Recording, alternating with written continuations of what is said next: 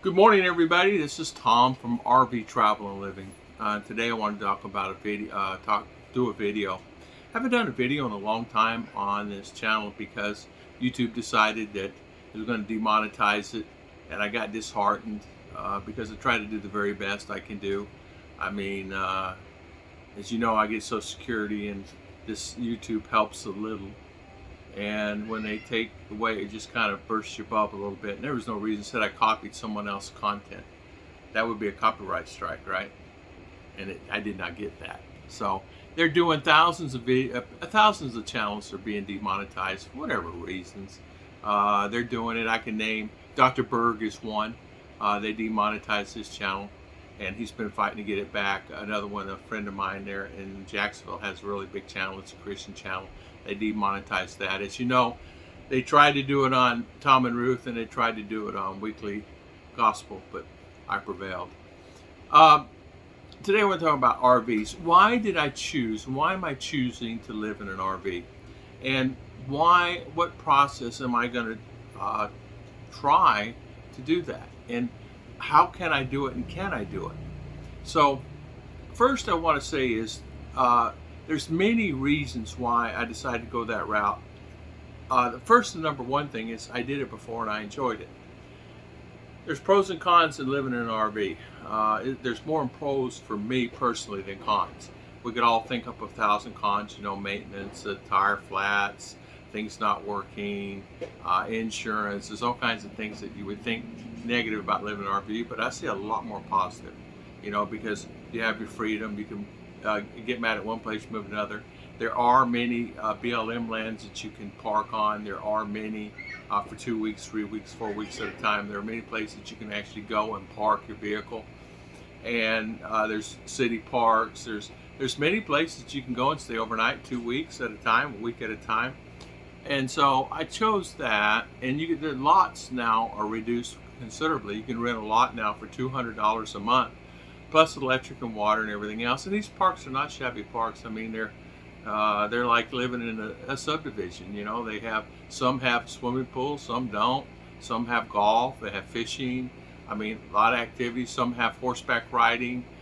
There's a lot of equestrian places you can stay for weeks at a time, and it's up to 2 months in some cases. So you go there, and state parks, and you can stay in a state park for 2 weeks and then move to another state park somewhere else. But you can't come back to this state park for 6 months. That's okay. So you go here, and you go here, and you go here, and make it a route and go make a rounds. You could do that.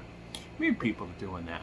So the main reason that's the reason why I want to do that. Also, it gives availability. It comes with in some cases, a wash machine. But it comes with a refrigerator, a stove, an oven, a microwave, beds, dishes in some cases if you need them, which you just buy your own, furniture, TVs, air conditioning, heaters. It gives you all the chairs, recliners, couches. It gives you all the comforts of home without going and rent an apartment for first/last security deposit of $1,000, $2,000, $3,000, $4,000, or you can buy an RV for $2,000, $3,000, $4,000, $5,000, $6,000, $7,000, or a mobile home, or there are beautiful fifth wheels you can get for $8,000 to $10,000, and I mean new ones. I mean nice. It's like living in a mobile home on wheels, but there's really a lot of pros that I see to that. But for me, it has hot water, it has fresh water.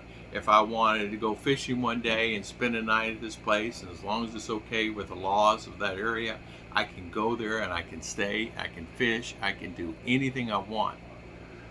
That gives me availability to have the freedom, like a cowboy. I can do anything I want when I want. And there are people that are millionaires, literally millionaires, doing the same. I can name many of my friends that are millionaires. Stock market guy, a doctor, an attorney, a high-class attorney that's a good close friend of mine. He used to do corporate law.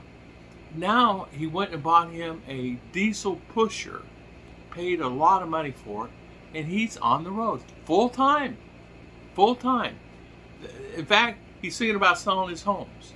Has like 2 or 3 homes, one in Bahamas, and the lifestyle, he said, is just, Tom, I can wake up at a different place every day. He said, I had the freedom to be in that office all the time, and I was stressed, but now I get that freedom. So for me, that's what it was. Now, there are a lot of things that you can do to enhance your life in that arena, and there are things that you can really look at it as a negative. When it's cold, it's cold. Those RVs have thin walls. There are ways that you can insulate them. There are ways you can protect yourself. There are ways you can have a heater in them, a stronger heater than what it comes with one. There are many Chinese heaters that you can add to it. There are many features on these RVs now that they didn't have these features back whenever I bought my RV. There are many things that control environment. You control this environment here in the front and control this environment in the back.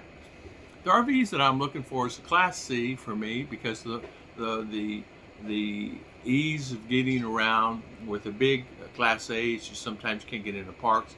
But even Class C's are limited because depending on the length. But it gives me the availability that I can just maneuver that RV anywhere I want to go, when I want to go anywhere. I can park it just about anywhere. I can park it in a Walmart parking lot. It may take up 2 slots, but at least it's a home on wheels. So if I decided I'm on the interstate and I want to pull off and make me a hamburger on the grill outside, I can do that. Just go to an area that is safe and secure and do that. I can't do that anywhere else. If I'm stuck in an apartment where I paid first and last security deposit, I still have to buy furniture. I have to buy table and chairs. I have to buy beddings. I have to buy sheets, which you're going to do that anywhere. You're going to buy but I have to get an oven, a stove, if it's not furnished with one, a refrigerator, if it's not furnished with one. A lot of apartments are now, but they don't give the availability. You still have to buy a TV. You have to set on something. You can lay on the floor, I guess, with a mat. But there are things where this comes with sometimes mattresses already there. But you can get a blow-up mattress, just like you can at home. But at least you're elevated up. You can have a controlled environment with air conditioning and heater. And in some cases, if you do it right and you're very smart about it, you can actually have it to where solar, 100% solar. It's not costing you a dime. And that's my plan. Even if I just go buy the cheapest solar I can find, the cheapest batteries I can find, even if I have to buy golf batteries, which I cannot even think about getting here, just deep cell golf batteries will give me many hours of pure enjoyment. If you do it right and take the time and design the system right, you can actually make a system with deep cell golf batteries. They may only last 4 or 5 years, but it'll give you the availability to save up the money to get the lithium and wait till lithium or titanium lithium come down enough that you can actually purchase it. So there's many advantages living in an RV, more so than there is not living in one, for me personally. And it's great. I can park it where Art's going to be going to school. We can stay there in the park. We can have the enjoyment there in the park. Because the parks that I called and talked to, they're reasonably priced. Anywhere, the one park is $350 a month. It does not include electric, but I can actually work there, and Ruth can actually work there, and we can make the lot rent for free. So we're staying there for nothing. So all it is dividing 5 hours for me, 5 hours a day for her, for 3, 4, 5 days a week, or 4 or 5 hours a day, 4 hours a day, depending on the schedule. So it's all about planning and planning your future. And if I had to live in a desert, I could live in a desert in an RV. The only thing you'd have to worry about, of course, is water. And there are ways of figuring out the water situation. Now, some people always complain about, well, I didn't take a shower for 2 or 3 weeks. I didn't do this for 2 or 3 weeks. There are many, many, many ways you can combat that. And I'm going to do a video on that, that you can take a shower every day in the desert. And the Lord gave us sustainability with ways of getting water. If there is no water and it's in a dry climate, there are ways that you can find a way to get water. The thing that's very important about living an RV lifestyle is making sure you understand what you're getting into when you do it. It's like planning coming to the Philippines. Make sure you know what you're doing before you commit to it. A lot of people are just saying, I found me a girl, I'm moving there no matter what, I hate where I live, I hate where I live, I hate where I live. And then when they come here, they realize here in the Philippines, it's not exactly what they thought it was going to be. After they spent all their money, all their savings, now they only have an income of $1,000, $1,500 a month, and they can't end up leaving the Philippines because they don't have enough funds to leave. So you have to really think about things and plan things out accordingly. So, but living in an RV would give you a chance. Now, say for instance you can't afford one. Say for instance you want one, it's $8,000 or $10,000 or $30,000. There are ways that you can actually finance those to the banks. Now, the banking system, they're taking that away, that you cannot finance in a lot of cases, but a lot of individual buyers will gladly let you make payments to them personally. If you actually know them, or have someone that knows them, or have a family or friend that knows them, they can vouch for you to get you that RV that you need. Don't ever think that it will not happen. It happens all the time. It happens all the time. There's many times where I finance something.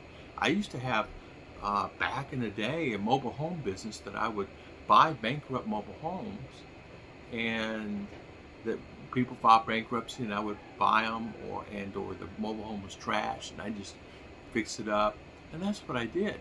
And then I put them on a lot, or I'd sell them individually. And there's a lot of times I'd finance them for the people. Hey, can you afford $500 down? Can you afford $300 or $1,000 down? I'll finance it for you. It's okay. I'll come by every month and pick up the money. And there's many times where they didn't have the money because it's on fixed income, or that something happened. But you just work around it. It's not the end of the world. You work around it and and eventually they will pay you. Or you're going to get people that's not going to pay you. Get rid of them. Get them out of there. There are so many things that you can do in that type of world, in that lifestyle, that you can actually find a way to source to find money.